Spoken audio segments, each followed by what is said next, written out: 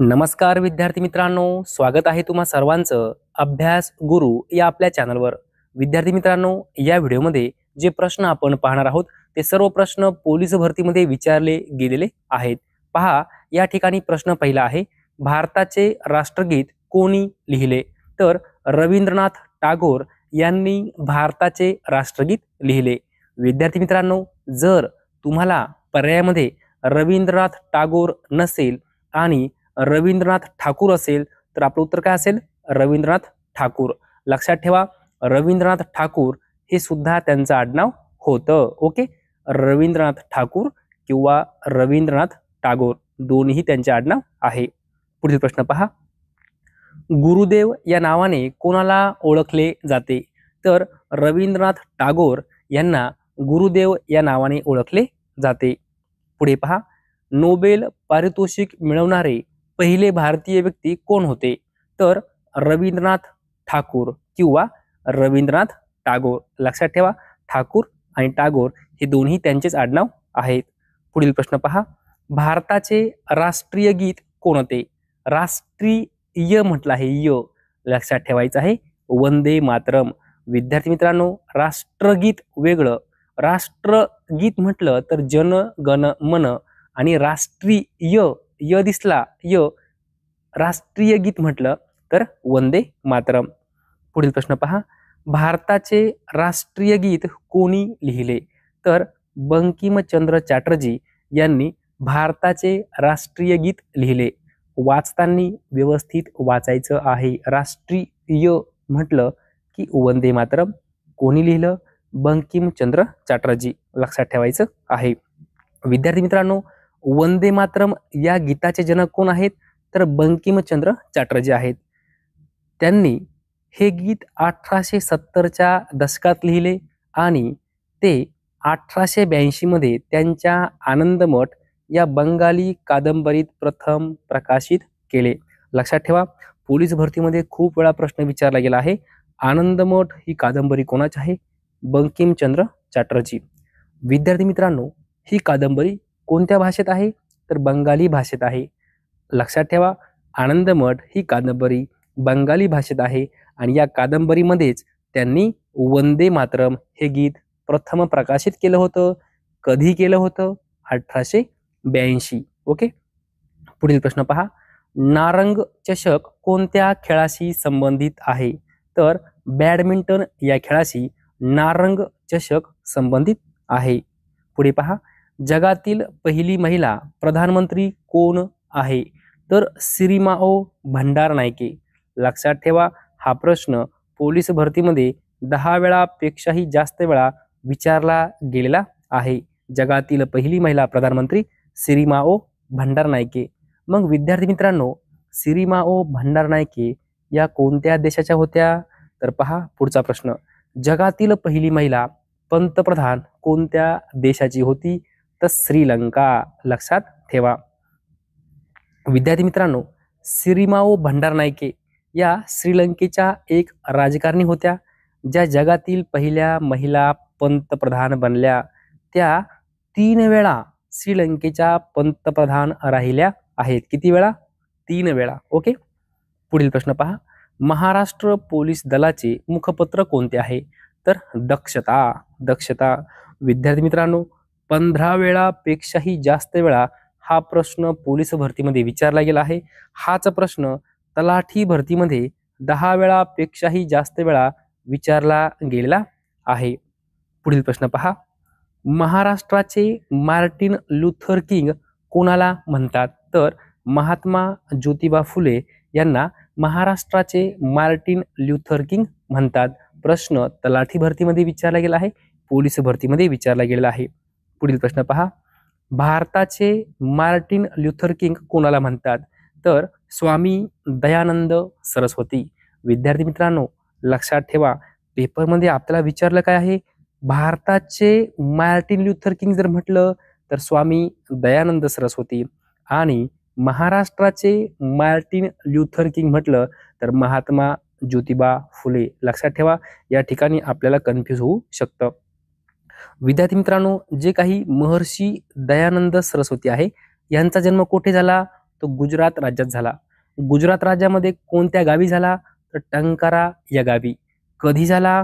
1824. त्यांचं मूळ नाव काय होतं? मूळशंकर. विद्यार्थी मित्रांनो, यावर प्रश्न विचारला गेला आहे की त्यांचं मूळ नाव काय होतं? मूळशंकर. त्यांचा जन्म कोणत्या वर्षी झाला? यावर प्रश्न विचारला गेला आहे. 1824. कोणत्या ठिकाणी झाला? टंकारा या गावी. कोणत्या राज्यात झाला? गुजरात राज्यामध्ये झाला. चारही मुद्दे महत्त्वपूर्ण आहे. लगेच वही पेन घ्या आणि लिहून काढा, कारण हे प्रश्न वारंवार पोलीस भरती, तलाठी भरतीमध्ये रिपीट झालेले आहे. विद्यार्थी मित्रांनो, तुम्हाला माहिती आहे जे प्रश्न परीक्षेमध्ये विचारले गेले आहेत तेच प्रश्न प्रामाणिकपणे मी तुमच्यापर्यंत पोहोचवण्याचं काम करत असतो. तुम्ही जर आपल्या चॅनलवर अजूनही नवीन असाल आणि आपल्या चॅनलला सबस्क्राईब केलं नसेल तर आत्ताच सबस्क्राईब करून ठेवा. पुढील प्रश्न पहा. भारताचे बुकर टी वॉशिंग्टन कोणाला म्हणतात? तर महात्मा फुले यांना भारताचे बुकर टी वॉशिंग्टन म्हणतात. भारताचे बुकर टी वॉशिंग्टन महात्मा फुले. महाराष्ट्राचे बुकर टी वॉशिंग्टन कोणाला म्हणतात? तर कर्मवीर भाऊराव पाटील. विद्यार्थी मित्रांनो, प्रश्न महत्त्वपूर्ण आहे. महाराष्ट्राचे बुकर टी वॉशिंग्टन कोणाला म्हणतात? कर्मवीर भाऊराव पाटील. या ठिकाणी तुमचा गोंधळ होऊ शकतो. भारताचे Booker T Washington Mahatma Phule आणि महाराष्ट्राचे Booker T Washington Karmaveer Bhaurao Patil. लक्षात ठेवा. व्यवस्थित वही आणि पेन घ्या आणि लिहून ठेवा. ओके, कारण पर्यायामध्ये तुम्हाला कर्मवीर भाऊराव पाटील पण असणार आहे, महात्मा ज्योतिबा फुले पण असणार आहे. ओके विद्यार्थी मित्रांनो, पुढचा प्रश्न पहा. विदर्भातील नागपूर विभागात एकूण किती जिल्हे आहेत? तर 6 जिल्हे आहेत. अमरावती विभागात एकूण किती जिल्हे आहेत? तर 5 जिल्हे आहेत. किती? 5. नागपूरमध्ये 6 आणि अमरावतीमध्ये 5 विभागात म्हटलेलं आहे, लक्षात ठेवा. ओके. कोणत्या जिल्ह्याच्या सीमा सर्वाधिक म्हणजे एकूण 7 जिल्ह्यांना भेटलेल्या आहे? तर अहिल्यानगर. लक्षात ठेवा, अहिल्यानगर जिल्हा जो आहे, या अहिल्यानगर जिल्ह्याच्या सीमा सर्वाधिक जिल्ह्यांना भेटलेल्या आहे. सर्वाधिक म्हणजे किती जिल्ह्यांना? तर 7 जिल्ह्यांना. जर असा प्रश्न आला की अहिल्यानगर जिल्ह्याच्या सीमा एकूण किती जिल्ह्यांना भेटलेल्या आहे? तर 7 जिल्ह्यांना भेटलेल्या आहे. जर समजा पर्यायामध्ये 6 असेल, 7 असेल, 8 असेल, 4 असेल आणि तुमच्या लक्षात राहत नसेल तर मी तुम्हाला एक ट्रिक सांगतो काय करायचं आहे. पहा, अहिल्यानगर हे शब्द मोजायचे. पहा, 1 2 3 4 5 6 आणि 7. एकूण 7 अक्षर आहेत. किती आहेत? 7 अक्षर आहेत. हा जो अहिल्यामधला ल आणि य सुद्धा पकडायचा आहे. अहिल्यानगर एकूण 7 अक्षर आहेत आणि 7 वर्ण 7 जिल्ह्यांना सीमा लागल्या आहेत असं लक्षात ठेवायचं आहे. कारण पर्यायामध्ये तुम्हाला 7 असणार, 6 असणार, 4 असणार, 5 असणार आणि जर तुम्ही विसरलेले असणार तर मग त्यावेळेस तुमच्याकडे ट्रिक असणार आणि ज्यावेळेस तुमच्याकडे ट्रिक असणार त्यावेळेस तुम्ही कधीही ते विसरणार नाही. ओके, अहिल्यानगर एकूण 7 अक्षर आहे. 7 अक्षरावरनं लक्षात ठेवायचं आहे. 7 जिल्ह्यांना सीमा लागल्या आहेत. ओके, पुढे पहा. भारतीय राज्यघटनेतील कलम 14 कशाशी संबंधित आहे? तर कायद्यासमोर समानता. भारतीय राज्यघटनेतील कलम 14 कायद्यासमोर समानता. विद्यार्थी मित्रांनो, हा प्रश्न पोलीस भरतीमध्ये 10 वेळापेक्षाही जास्त वेळा विचारला गेला आहे. हाच प्रश्न तलाठी भरतीमध्ये सुद्धा 10 वेळापेक्षाही जास्त वेळा विचारला गेला आहे, लक्षात ठेवायचं आहे. भारतीय राज्यघटनेतील कलम 17 कशाशी संबंधित आहे? तर अस्पृश्यता निर्मूलन. हा प्रश्न 20 वेळापेक्षाही जास्त वेळा, किती म्हटलं मी? 20 वेळापेक्षाही जास्त वेळा पोलीस भरती, तलाठी भरतीमध्ये विचारला गेला आहे. भारतीय राज्यघटनेतील कलम 17 काय आहे? अस्पृश्यता निर्मूलन. पुढे पहा. नामदाफा राष्ट्रीय उद्यान कोणत्या राज्यात आहे? तर अरुणाचल प्रदेश राज्यामध्ये नामदाफा राष्ट्रीय उद्यान आहे. सुलतानपूर राष्ट्रीय उद्यान कोणत्या राज्यात आहे? तर हरियाणा राज्यामध्ये सुलतानपूर राष्ट्रीय उद्यान आहे. पुलकित सरोवर कोणत्या राज्यात आहे? तर आंध्र प्रदेश राज्यामध्ये पुलकित सरोवर आहे. सांभर सरोवर कोणत्या राज्यात आहे? तर राजस्थान राज्यामध्ये सांभर सरोवर आहे. रेणुकाजी हे गोड्या पाण्याचे सरोवर कोणत्या राज्यात आहे? तर हिमाचल प्रदेश. रेणुकाजी हे गोड्या पाण्याचे सरोवर आहे, हिमाचल प्रदेश या राज्यामध्ये आहे. विद्यार्थी मित्रांनो, जर तुम्हाला असं विचारलं की रेणुकाजी हे जे काही सरोवर आहे हे नेमकं गोड्या पाण्याचं आहे की खाऱ्या पाण्याचं आहे की दोन्ही पाण्याचं आहे की यापैकी नाही, असे तुम्हाला 4 पर्याय येणार. मग मी तुम्हाला ट्रिक सांगतो, लक्षात ठेवायचं. रेणुकाजी म्हटलं की नाही, मग रेणुका रेणुका असं एका मुलीचं नाव आहे असं लक्षात ठेवायचं. ओके. मग रेणुका, रेणुका कशी बोलते? खूप गोड बोलते. कशी बोलते? खूप गोड बोलते. रेणुका खूप गोड बोलते. गोड गोड म्हणून गोड, गोड्या पाण्याचं सरोवर आहे असं लक्षात ठेवायचं आहे. ओके. चिल्का सरोवर कोणत्या राज्यात आहे? चिल्का तर ओडिशा राज्यामध्ये चिल्का सरोवर आहे. हिवतापावरील प्रभावी औषध कोणते आहे? तर प्रायमाक्विन. तोंडी पाठ करून टाका. हिवतापावरील प्रभावी औषध प्रायमाक्विन. हिवतापावरील प्रभावी औषध प्रायमाक्विन. ओके. महाराष्ट्र भूषण पुरस्कार मिळवणारी प्रथम व्यक्ती कोण आहे? तर पु. ल. देशपांडे. विद्यार्थी मित्रांनो, हा प्रश्न तलाठी भरतीमध्ये खूप वेळा विचारला गेला आहे. हाच प्रश्न पोलीस भरतीमध्ये 10 वेळापेक्षाही जास्त वेळा विचारला गेला आहे. लक्षात ठेवायचं आहे. ओके. पुढे पहा. अंतरिक्ष आयोगाचे मुख्यालय कोठे आहे? तर बेंगळुरू. कोणता रंग शांतीचे प्रतीक आहे? तर पांढरा रंग शांतीचे प्रतीक आहे. प्रजासत्ताक दिनी सैन्य दलाची मानवंदना कोण स्वीकारतात? तर राष्ट्रपती स्वीकारतात. प्रश्न महत्वपूर्ण आहे. तुम्हाला पर्यायामध्ये पंतप्रधान असणार आहे, सरन्यायाधीश असणार आहे, ओके, मुख्यमंत्री असणार आहे.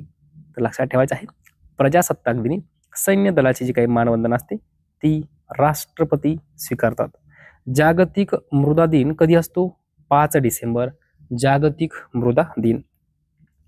कर्मचारी विमा योजना कायदा कधीचा आहे? तर 1952 साल लक्षात ठेवा, 1952. प्रसूती सुधारणा कायदा कोणत्या वर्षीचा आहे? 1961. 1961. अनाथालय व धर्मादाय कायदा कोणत्या वर्षीचा आहे? तर 1960. हिंदू विवाह कायदा कोणत्या वर्षीचा आहे? 1955. विद्यार्थी मित्रांनो, हिंदू विवाह कायदा यावर प्रश्न विचारला गेला आहे. साल लक्षात ठेवा, 1955. एकक स्थानी 5-5 आहे असं लक्षात ठेवायचं आहे. नवजीवन समाचार हे वृत्तपत्र कोणाचे आहे? तर महात्मा गांधी यांचं वृत्तपत्र आहे नवजीवन समाचार. संध्या हे वृत्तपत्र कोणाचे आहे? ब्रह्मबांधव उपाध्याय. ओके. वंदे मातरम हे वृत्तपत्र कोणाचे आहे? लाला लजपत राय. कोणत्या ठिकाणी? पंजाब या ठिकाणी ते चालू होतं. ओके. दुसरं एक वृत्तपत्र आहे त्याचं नाव सुद्धा वंदे मातरम आहे. ते कोणाचं आहे? तर मादाम कामा. कोणत्या ठिकाणी? पॅरिस ठिकाणी. लक्षात ठेवा. विद्यार्थी मित्रांनो, तुम्हाला पर्यायामध्ये काय आहे, प्रश्न कसा आहे लक्षात आलं पाहिजे. वंदे मातरम हे वृत्तपत्र कोणाचे आहे? जर पर्यायामध्ये लाला लजपत राय असेल, उत्तर लाला लजपत राय. जर पर्यायामध्ये मादाम कामा असेल तर मादाम कामा. पण हाच प्रश्न असा विचारला गेला की वंदे मातरम हे वृत्तपत्र पंजाबमध्ये कोण चालवित असे? लाला लजपत राय, पंजाब. आणि तुम्हाला पर्यायामध्ये पहिला पर्याय असणार मादाम कामा. तुम्ही फसणार, लक्षात ठेवायचं आहे. जर असा प्रश्न विचारला, वंदे मातरम हे वृत्तपत्र पॅरिसमध्ये कोण चालवत असे? तर मादाम कामा. लक्षात ठेवा. ओके. पुढे पहा. समाज क्रांतीचे जनक कोणाला म्हणतात? तर महात्मा ज्योतिबा फुले यांना समाज क्रांतीचे जनक म्हणतात. भारतीय प्रबोधनाचे जनक कोणाला म्हणतात? तर राजाराम मोहन रॉय यांना भारतीय प्रबोधनाचे जनक म्हणतात. भीमाशंकर हे थंड हवेचे ठिकाण कोणत्या जिल्ह्यात आहे? पुणे जिल्ह्यात आहे. 10 वेळा हा प्रश्न पोलीस भरती, तलाठी भरतीमध्ये विचारला गेला आहे. चिखलदरा हे थंड हवेचे ठिकाण कोणत्या जिल्ह्यात आहे? अमरावती जिल्ह्यात आहे. आंबोली हे थंड हवेचे ठिकाण कोणत्या जिल्ह्यात आहे? सिंधुदुर्ग. विद्यार्थी मित्रांनो, हा प्रश्न किती वेळा पोलीस भरतीला विचारला गेला ना, अक्षरशः मोजावा लागेल. मी सांगतो कमीत कमी 30 वेळा हा प्रश्न विचार. किती वेळा? कमीत कमी 30 वेळा. ओके. खंडाळा हे थंड हवेचे ठिकाण कोणत्या जिल्ह्यात आहे? तर पुणे जिल्ह्यामध्ये खंडाळा हे थंड हवेचे ठिकाण आहे. 1857 ची क्रांती कुठून सुरू झाली? बराकपूर या ठिकाणाहून. लगेच मला कमेंट करून सांगायचं आहे, बराकपूर कोणत्या राज्यात आहे? काय म्हटलं मी? बराकपूर कोणत्या राज्यात आहे? जर तुम्हाला उत्तर आलं मित्रांनो तर समजून जायचं तुमचा अभ्यास खूप चांगला आहे, खूप खूप चांगला आहे. ओके. पुढे पहा. 1857च्या उठावाच्या वेळी भारताचे गव्हर्नर जनरल कोण होते? कोण होते? Lord Canning. प्रश्न तोंडी पाठ करून ठेवा. झोपेत जरी विचारला झोपेमध्ये तरी आलं पाहिजे. 1857च्या उठावाच्या वेळी भारताचे गव्हर्नर जनरल कोण होते? Lord Canning. Lord Canning. Okay.